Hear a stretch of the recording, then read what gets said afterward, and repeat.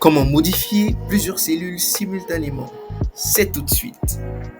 Alors, nous avons un classeur Excel avec 4 feuilles. Et dans les 4 feuilles, nous avons des tableaux qui ont les mêmes en-têtes de colonne. Ce qu'on appelle en-tête de colonne, c'est la première ligne ici. Vous voyez, c'est non, fermeture, fermeture, fermeture. Ce sont des données de la bourse régionale des valeurs mobilières. Qu'est-ce que nous voulons faire? Nous voulons donc mettre en forme les différents tableaux sur les 4 feuilles. C'est-à-dire que nous voulons avoir la même mise en forme sur la première feuille, sur la deuxième feuille, sur la troisième feuille, sur la quatrième feuille. Si on a 10 000 feuilles, je prends un exemple un peu exagéré, on ne va pas faire une par une, ça sera un peu trop laborieux.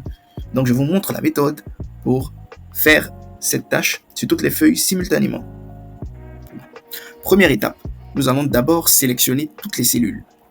Et donc, nous allons appuyer sur la touche CTRL et faire un clic gauche sur toutes les cellules. Quand vous voyez que toutes les cellules ont une couleur blanche comme ça, c'est qu'elles ont toutes été sélectionnées.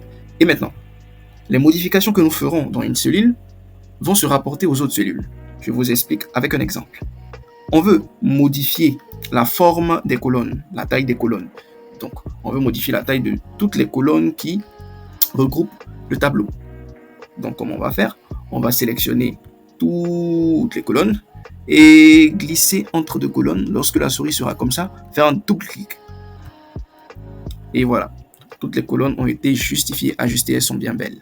Et maintenant, qu'est-ce que nous allons faire? Nous allons centrer vers la gauche.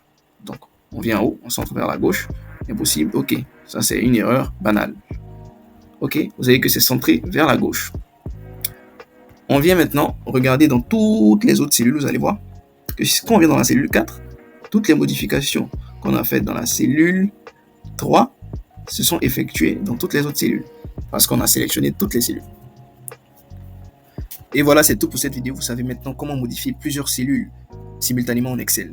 Donc je vous invite à liker, donner vos avis en commentaire, partager et vous abonner si vous avez trouvé ce contenu intéressant pour vous.